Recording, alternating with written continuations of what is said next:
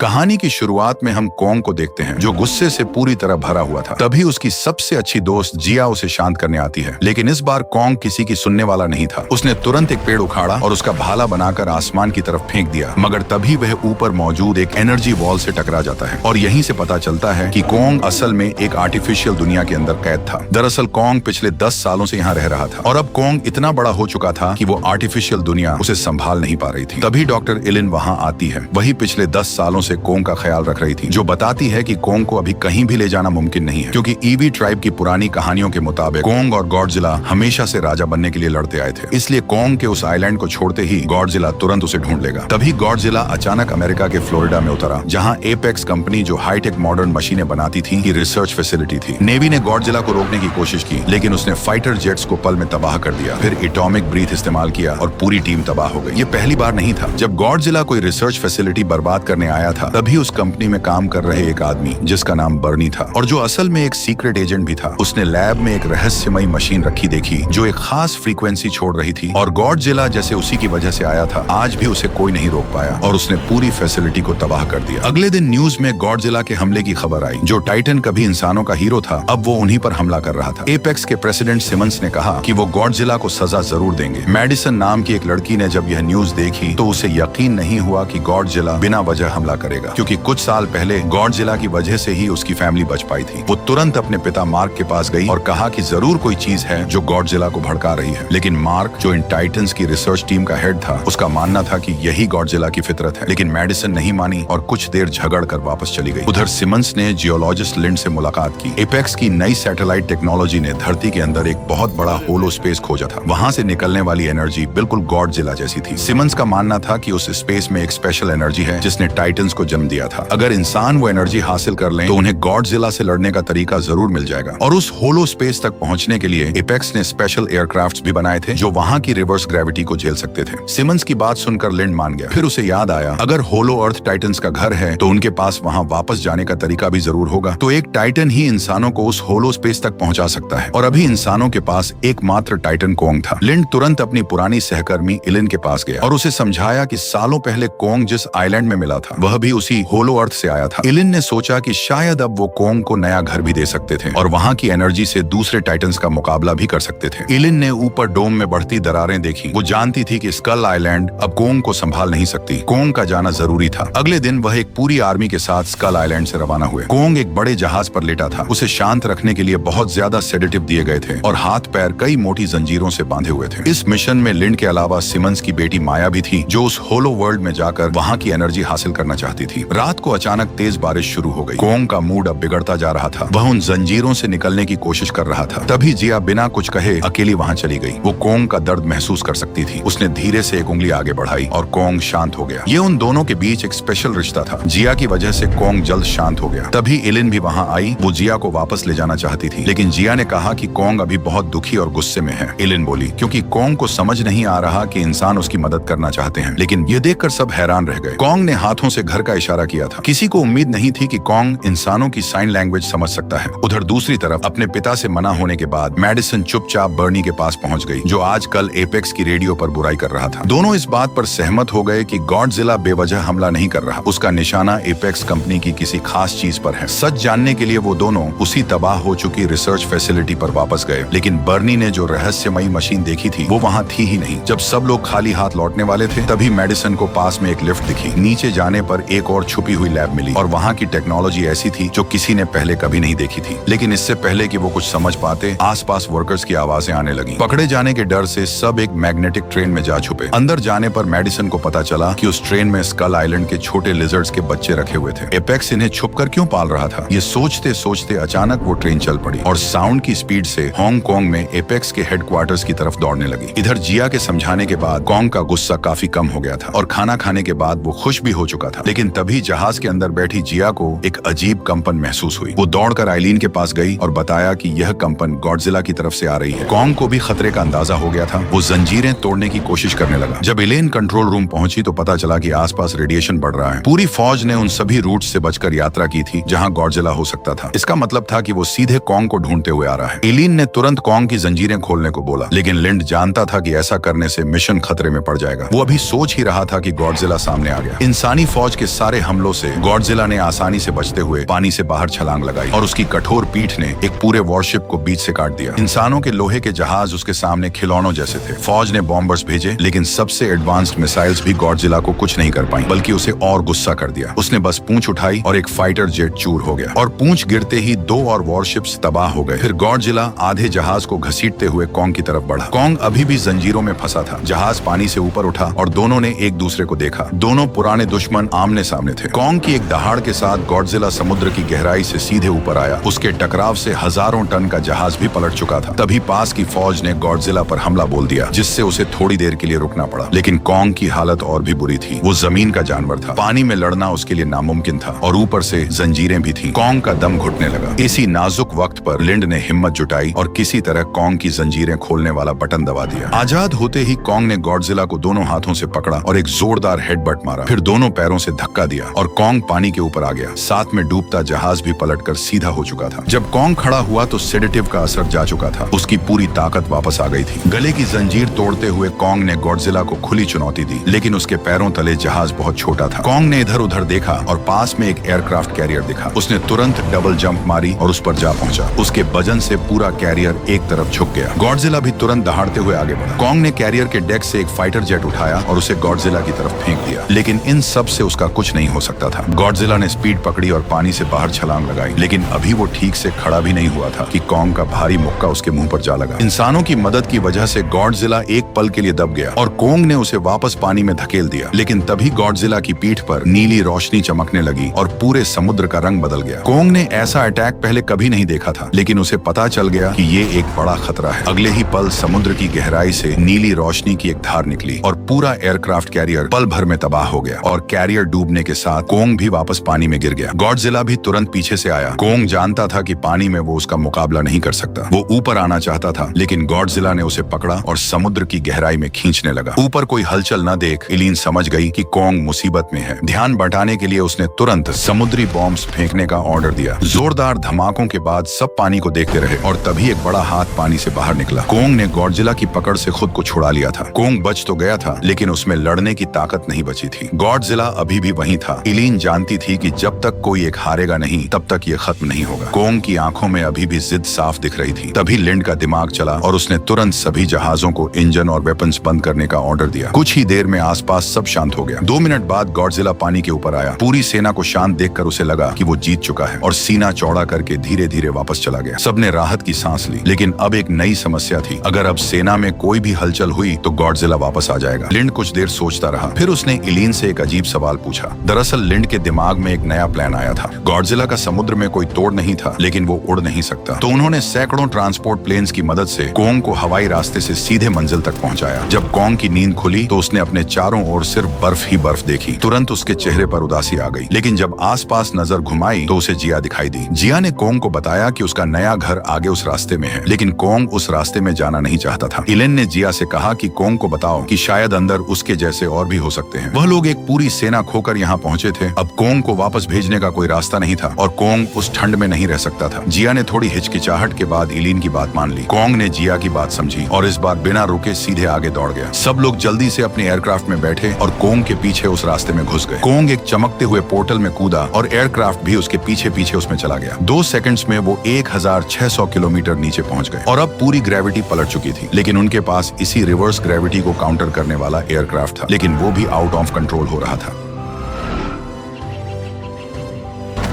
जैसे तैसे उन्होंने एयरक्राफ्ट संभाला। वह सच में हॉलो अर्थ में आ चुके थे। जब सब जमीन पर उतरे तो देखा कि यह जगह सोच से भी बड़ी थी। यहाँ एक पूरा इकोसिस्टम था और ग्रेविटी यहाँ 2 हिस्सों में बटी थी। सब इस नजारे से हैरान थे। तभी सबसे आगे वाले एयरक्राफ्ट पर अचानक हमला हुआ। एक बहुत बड़ा चमगादड़ और सांप जैसा जीव उनके चारों तरफ उड़ रहा था। वो दूसरे एयरक्राफ्ट पर भी हमला करने वाला था, लेकिन तभी कॉन्ग ने उसकी पूंछ पकड़ ली। कॉन्ग के हमले से एक तो वहीं मर गया, लेकिन दूसरे ने भागने की बजाय दहाड़ते हुए कॉन्ग पर झपट्टा मारा और उसे पूरी तरह पंखों से जकड़ लिया। कॉन्ग एक पल के लिए दब गया। तभी लिंड ने एयरक्राफ्ट का अटैक सिस्टम चालू किया और उस पर गोलाबारी कर दी। उस जीव की पकड़ छोड़ते ही कोंग ने पलटवार किया और उसे जमीन पर पटक दिया। फिर उसे उड़ने से रोकने के लिए कोंग ने उसके दोनों पंख तोड़ दिए और 2-3 बार पटकने के बाद उसने उसका सर धड़ से उखाड़ दिया। लड़ाई के बाद अब उसे खाने की जरूरत थी, लेकिन उस जानवर का दिमाग उसे पसंद नहीं आया और एक बार खाकर ही फेंक दिया। कोंग जैसे जैसे आगे बढ़ता गया, लोगों को और भी जमीन के नीचे के जीव दिखे। सब जमीन के ऊपर वाले जीवों से काफी बड़े थे। कोंग पहली बार यहाँ आया था, लेकिन उसे पता था कहाँ जाना है। शायद उसके पूर्वजों का ज्ञान अब भी उसमें मौजूद था। वो एक दिशा में दौड़ता रहा और जल्द ही एक बड़ी चट्टान के किनारे पहुंचा। वहाँ आसमान में पत्थर के टुकड़े तैर रहे थे। जब कोंग ने उनमें उंगली की तो वो टुकड़े ऊपर की तरफ उड़ गए। कोंग को अब कुछ समझ आ चुका था। उसने हल्की सी छलांग लगाई और उसका शरीर भी तैरने लगा। दरअसल यहाँ ऊपर की जमीन और नीचे की जमीन इतनी पास थी कि बीच में एक वैक्यूम बन गया था। ऊपर पहुंचते ही ग्रेविटी पलट गई और पूरा नजारा उलट गया। फिर भी कोंग रुका नहीं। उसकी मंजिल सामने की सबसे ऊंची पहाड़ी थी। वहाँ पहुंचने पर एक विशाल पत्थर का दरवाजा था और उस पर एक लाल हाथ का निशान था। कोंग ने अपना हाथ देखा जो बिल्कुल एक जैसे लग रहे थे। कोंग ने जोर लगाकर वो पुराना दरवाजा खोला और एक बहुत बड़ा महल सामने आया, लेकिन वहाँ कोई नहीं था। कोंग ने एक तेज दहाड़ भी लगाई, लेकिन सिर्फ उसकी अपनी आवाज ही वापस आई। उदास कोंग महल के अंदर चला गया। महल इतना बड़ा था कि उसमें कोंग भी छोटा लग रहा था। आगे बढ़ते हुए कोंग को जमीन पर एक कंकाल मिला जिसमें एक बड़ी कुल्हाड़ी खड़ी हुई थी। कोंग को महसूस हुआ कि यह उसके ही किसी पूर्वज का हथियार है। महल में कोई खतरा नहीं था, इसलिए सभी लोगों ने अपनी एयरक्राफ्ट उतार ली। जब सब अंदर पहुंचे तो कोंग एक बड़े सिंहासन पर बैठा था। उसे अपने जैसा कोई नहीं मिला, लेकिन यह जगह जरूर कोंग के पूर्वजों का घर थी। उधर दूसरी तरफ बर्नी और बाकी लोग मैग्नेटिक ट्रेन से हांगकांग पहुंच गए थे। यह एपेक्स का ग्लोबल हेडक्वार्टर्स था। चुपचाप बाहर निकलने पर उन्हें आगे एक बड़ी अंडरग्राउंड जगह दिखाई दी, लेकिन इससे पहले कि वो कुछ देख पाते, चारों तरफ लाइट्स जलने लगी और जमीन से एक विशाल मशीन ऊपर उठने लगी। उसका आकार बदलता गया और कुछ पलों में सबके सामने एक मैकेनिकल गॉडजिला खड़ा था।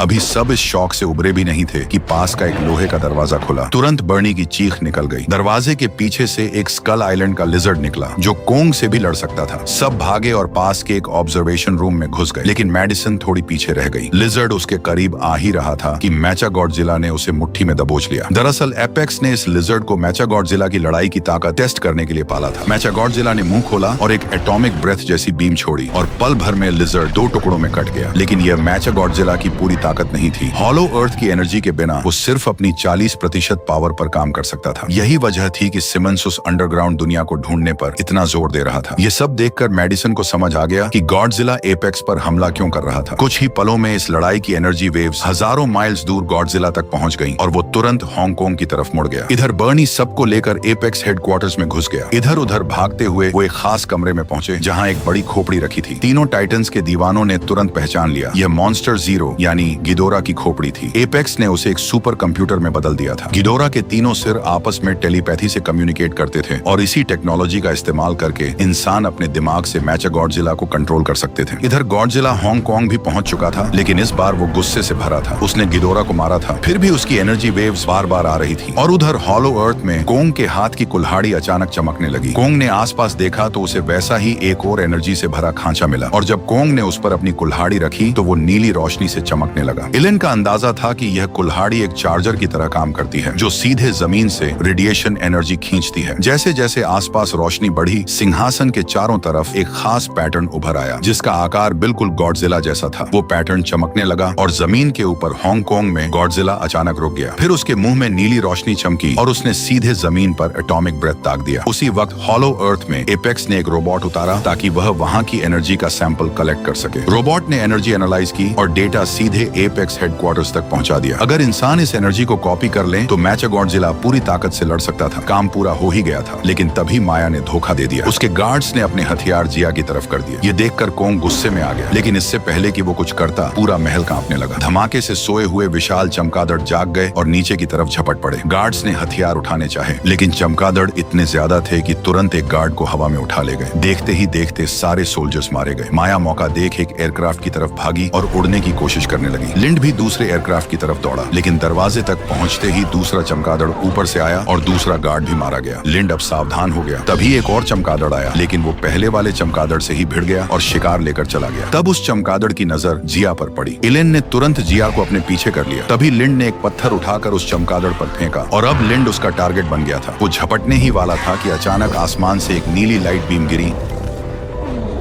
गॉडजिला ने एटॉमिक ब्रेथ से धरती को हॉलो अर्थ तक चीर दिया था। कोंग ने भी गुस्से में दहाड़ लगाई। महल अभी भी गिर रहा था और अब एक नया रास्ता खुल गया था जो ऊपर जमीन तक जाता था। माया उसी रास्ते से जाना चाहती थी, लेकिन कोंग उस रास्ते के सामने खड़ा था। माया ने कोंग पर ही अटैक का ऑर्डर दे दिया। जब कोंग ने एयरक्राफ्ट में जिया को नहीं देखा तो उसने उसे मुट्ठी में मसल दिया। फिर उसने अपनी कुल्हाड़ी उठाई और उस रास्ते से ऊपर की तरफ जाने लगा। लिंड भी जल्दी से अपना एयरक्राफ्ट लेकर पीछे हो लिया और थोड़ी ही देर बाद एक चमकती हुई कुल्हाड़ी जमीन से बाहर निकली और कोंग वापस जमीन पर आ गया। उसने सामने दहाड़ लगाई, जिसे सुन गॉडजिला तुरंत पलटा। दोनों पुराने दुश्मन एक बार फिर आमने सामने थे। कोंग ने अपने पूर्वजों की कुल्हाड़ी उठाई और एक तेज वार किया, लेकिन कुल्हाड़ी एक ऊंची इमारत में जा फंसी। गॉडजिला ने मौका देखा और कोंग को जोर से धक्का दिया। गॉडजिला अब एटॉमिक ब्रेथ का इस्तेमाल करने ही वाला था कि तभी कोंग ने अपनी कोहनी मारकर उसे रोक दिया। एटॉमिक ब्रेथ पावरफुल जरूर थी, लेकिन उसमें वक्त भी लगता था। कोंग ने यही मौका पकड़ा और गॉडजिला को उठाकर फेंक दिया, लेकिन इससे दोनों के बीच की दूरी बढ़ गई और गॉडजिला एक बार फिर एटॉमिक ब्रेथ की तैयारी करने लगा। इस बार भी कोंग ने एक भारी मुक्का मारा। कोंग के एक के बाद एक वार से गॉडजिला संभल नहीं पाया। फिर भी गॉडजिला ने दोबारा एटॉमिक ब्रेथ की कोशिश की और कोंग ने कुल्हाड़ी का हैंडल सीधे उसके मुंह में ठूंस दिया। गॉडजिला का नुकसान कम था, लेकिन बेइज्जती बड़ी थी। उसने गुस्से में कोंग को धकेला और पहली बार उसने एटॉमिक ब्रेथ छोड़ी। कोंग की कुल्हाड़ी एनर्जी सोख रही थी, लेकिन उस धक्के से वो पीछे खिसकता रहा। कोंग संभल ही रहा था कि गॉडजिला ने सीधे उस पर छलांग लगा दी और कोंग जमीन पर गिर गया। उसने कुल्हाड़ी से गॉडजिला की टांग पर वार किया और यह गॉडजिला को बहुत गुस्सा दिला गया। तुरंत एक और नीली रोशनी की एक धार कोंग की तरफ आई और कुल्हाड़ी के बिना कोंग बस जैसे तैसे बचता रहा। लेकिन जो भी बिल्डिंग एटॉमिक ब्रेथ के सामने आई वो सभी ढेर हो गई। कोंग तेजी से भाग रहा था, लेकिन एटॉमिक ब्रेथ उससे भी तेज थी। आखिरकार कोंग उसे बच नहीं पाया और जलकर वहीं गिर पड़ा। गॉडजिला अब भी नहीं रुका, लेकिन कोंग अभी भी चुनौती दे रहा था। गॉडजिला उसे सबक सिखाना चाहता था। कोंग बचते बचते जानता था कि वह इस तरह जीत नहीं सकता। उसने एक इमारत का गोल हिस्सा उखाड़ा और गॉडजिला पर पलटवार किया। तुरंत एक जोरदार टक्कर हुई और दोनों दूर जा गिरे। पहली लड़ाई में कोंग सिर्फ मार खा रहा था, लेकिन इस बार पूर्वजों की कुल्हाड़ी की वजह से कोंग ऊपर था। हालांकि इन चोटों से गॉडजिला का कुछ नहीं हो सकता था। इस बार गॉडजिला सीधा हमला करने की बजाय दबे पांव कोंग को घेरने की कोशिश कर रहा था। कोंग का इरादा भी वही था। जैसे ही गॉडजिला उसकी पहुंच में आया, कोंग ने पहले एक लोहे की क्रेन से उसका ध्यान बटाया, फिर सीधे गॉडजिला की पीठ पर कूद पड़ा और दोनों फिर आपस में उलझ गए। गॉडजिला ने तुरंत कोंग का हाथ दांतों से दबोचा और उसे कंधे के ऊपर से नीचे पटक दिया और अपना विशाल पैर उठाकर सीधे कोंग पर दे मारा। कोंग तुरंत एक पलटी मारकर बचा, लेकिन अब वो कोने में फंस गया था और गॉडजिला के लगातार वारों के सामने कोंग जल्द ही दब गया। कोंग की छाती पर खरोंचें आ गई थीं और वो बस पीछे हटता जा रहा था। गॉडजिला ने एक लात उसके सीने पर मारी, लेकिन कोंग अभी भी लड़ने से पीछे नहीं हट रहा था। अपने विशाल शरीर के दबाव से गॉडजिला ने कोंग को पूरी तरह दबा दिया और अब कोंग में उठने की ताकत भी नहीं बची थी। गॉडजिला ने अब कोंग को अधमरा कर दिया था, लेकिन उसने उसे मारा नहीं, बल्कि दहाड़ते हुए वहां से चला गया, क्योंकि इनके पूर्वज भी सिर्फ अपनी ताकत दूसरे को दिखाने के लिए लड़ते थे। कोंग उठने की कोशिश करता रहा, लेकिन चोटें बहुत गहरी थीं। एक दर्द भरी दहाड़ के बाद वो फिर गिर पड़ा और उसकी धड़कन धीमी होने लगी। उधर मैडिसन और बर्नी को आखिरकार गार्ड्स ने पकड़ लिया और तुरंत सिमंस के सामने लाकर खड़ा कर दिया। उसे पहले से पता था कि मैडिसन मार्क की बेटी है। उसने कहा कि वो मोनार्क ऑर्गेनाइजेशन के सामने दुनिया को एपेक्स की सबसे बड़ी ताकत दिखाएगा, क्योंकि धरती के अंदर की ऊर्जा का डेटा मिलने के बाद मैचा गॉडजिला पूरी ताकत से लड़ने के लिए तैयार था। लेकिन जैसे ही उसे कंट्रोल करने वाले आदमी ने दिमागी जुड़ाव चालू किया, तभी मैचा गॉडजिला में अचानक अजीब चीजें होने लगी और आदमी वहीं तेज बिजली के झटकों से मारा गया। दरअसल धरती के अंदर की ऊर्जा मिलते ही गिदोरा का दिमाग फिर से जाग उठा था। इधर सिमंस अभी बोल ही रहा था कि सब लोग डरकर उसके पीछे देखने लगे। सिमंस भी पलटकर देखने ही वाला था कि मैचा गॉडजिला के वार से वो भी वहीं खत्म हो गया। अगले ही पल एक लाल रोशनी आसमान में फट पड़ी। गॉडजिला ने दूर से देखा और तुरंत गिदोरा की ताकत पहचान ली। कुछ ही सेकंड्स में सामने का पूरा पहाड़ तबाह हो गया और उसके अंदर से मैचा गॉडजिला दहाड़ते हुए बाहर निकला। गिदोरा के जीन में सिर्फ तबाही भरी थी। आजाद होते ही उसने सबसे पहले चारों तरफ अंधाधुंध हमला किया और पूरा शहर पल भर में खंडहर बन गया। गॉडजिला भी दहाड़ते हुए आगे बढ़ा, लेकिन मैचा गॉडजिला भी पीछे नहीं हटा और सामने से आते दुश्मन पर सबसे पहले मिसाइल्स की बौछार कर दी। जैसे ही गॉडजिला गोलाबारी झेलते हुए करीब आया, तो मैचा गॉडजिला ने तुरंत अपनी पीठ पर लगे थ्रस्टर्स चालू कर दिए, जिससे उसकी ताकत अचानक कई गुना बढ़ गई और गॉडजिला एक मुक्के में दूर जा गिरा। उठकर गॉडजिला ने एटॉमिक ब्रेथ छोड़ने की कोशिश की, लेकिन मैचा गॉडजिला के पास भी वही हथियार था और उसकी ताकत भी कई ज्यादा थी। गॉडजिला फिर दूर जा गिरा। उसकी छाती बुरी तरह जल चुकी थी। उधर कोंग जमीन पर पड़ा अपनी आखिरी सांसें ले रहा था। जिया दौड़कर उसके पास गई। उसे पता चल गया था कि कोंग की धड़कन और धीमी होती जा रही है और इलेन भी अब कुछ नहीं कर सकती थी। इंसानों के पास कोंग को बचाने का कोई साधन नहीं था। तभी लिंड को एक तरकीब सूझी। उनके ग्रेविटेशनल एयरक्राफ्ट में पूरे शहर जितनी ऊर्जा थी, अगर वो सारी ऊर्जा एक साथ छोड़ दें तो कोंग के दिल को फिर से चालू किया जा सकता था। जोरदार धमाके के साथ कोंग ने आंखें खोली और उठते ही उसने सबसे पहले गॉडजिला को ढूंढा, लेकिन गॉडजिला उस वक्त मैचा गॉडजिला की मार खा रहा था। जिया दौड़कर कोंग के पास गई और हाथों के इशारों से बताया कि गॉडजिला भी इंसानों का दोस्त है, असली दुश्मन मेचागॉडजिला है। कोंग उठा और अपना कंधा पास की इमारत से जोर से भिड़ा दिया, जिससे उसके कंधे की हड्डी वापस सही जगह पर आ गई। उधर दूसरी तरफ गॉडजिला पूरी तरह हार चुका था। मेचागॉडजिला उसे बुरी तरह जमीन पर घसीट रहा था और रास्ते में सब कुछ मिट्टी में मिलता जा रहा था। अब गॉडजिला में बिल्कुल ताकत नहीं बची थी। तभी मेचागॉडजिला ने अपने आखिरी वार की तैयारी की। उसने अपने मशीनी हाथों से गॉडजिला का मुंह खोला और एटॉमिक ब्रेथ छोड़ने ही वाला था कि तभी कोंग ने छलांग लगाई और उसकी पीठ पर चढ़कर मेचागॉडजिला का मुंह पकड़ लिया और उसे पूरी ताकत से खींचा, जिससे एटॉमिक ब्रेथ बेकाबू होकर इधर उधर निकल गई। लेकिन उस उलझन में कोंग भी दूर जा गिरा। मेचागॉडजिला उसकी तरफ बढ़ने वाला था कि गॉडजिला ने उसका हाथ पकड़ लिया। तुरंत कोंग भी वापस आया और दोनों ने मिलकर मेचागॉडजिला को एक बिल्डिंग से टकरा दिया। लेकिन मेचागॉडजिला का शरीर बहुत मजबूत था और पूरा बदन हथियारों से भरा था। दोनों की मिलीजुली कोशिश के बावजूद वो ये सब आसानी से झेल रहा था। कोंग समझ गया कि इस तरह उनके जीतने का कोई चांस नहीं है। जब तक गॉडजिला दुश्मन को रोक रही थी, तभी कोंग ने नजर घुमाई और पास ही अपनी कुल्हाड़ी देखी। उधर मेचागॉडजिला ने गॉडजिला को दीवार से दबाया और अपनी पूंछ की ब्लेड्स चालू कर दी। कोंग समय पर पहुंचा और कुल्हाड़ी से वार करने लगा, लेकिन पिछली लड़ाई में कुल्हाड़ी की सारी ऊर्जा खत्म हो चुकी थी, जिससे अब उसके वारों का मेचागॉडजिला पर कोई असर नहीं हो रहा था। उसने कोंग को एक लात से दूर फेंक दिया और अब वो भी उसी मुश्किल में फंस गया जिसमें पहले गॉडजिला था। मेचागॉडजिला ने अपनी घूमती पूंछ कोंग के सिर की तरफ बढ़ाई। दोनों मिलकर भी मेचागॉडजिला के सामने नहीं टिक पा रहे थे। तभी मेडिसन को याद आया कि मेचागॉडजिला का मैकेनिज्म अभी भी सैटेलाइट से जुड़ा हुआ है और अगर किसी तरह उस कनेक्शन को बंद करे तो ही मेचागॉडजिला को हराने का कोई चांस बन सकता है। लेकिन किसी को उसका पासवर्ड नहीं पता था और उधर कोंग की जान खतरे में थी। तभी एक साथी ने तेज शराब सीधे उस मैकेनिज्म में उड़ेल दी और तुरंत उसमें चिंगारियां फूट पड़ी। मेचागॉडजिला का मैकेनिज्म अस्त व्यस्त हो गया और उसने अचानक हमला रोक दिया। उसी पल गॉडजिला ने एटॉमिक ब्रेथ छोड़ी, लेकिन वो मेचागॉडजिला के लिए नहीं बल्कि कोंग की कुल्हाड़ी के लिए थी। कुल्हाड़ी अब फिर से चमक उठी और अब कोंग पूरी ताकत से लड़ सकता था। कोंग ने एक के बाद एक वार किए और मेचागॉडजिला को उसने मक्खन की तरह कई टुकड़ों में काट दिया और वो जमीन पर गिर पड़ा। गिरकर भी उसने एटॉमिक ब्रेथ छोड़ने की कोशिश की, लेकिन कोंग ने एक ही वार में उसका सिर भी धड़ से अलग कर दिया। मेचागॉडजिला का सिर उखड़ते ही यह लड़ाई खत्म हुई, लेकिन उसके मरते ही कोंग और गॉडजिला फिर आमने सामने आ गए। तभी कोंग को जिया की बात याद आई और थोड़ी देर रुककर उसने कुल्हाड़ी जमीन पर रख दी। गॉडजिला ने भी एक दहाड़ लगाई और वहां से चला गया।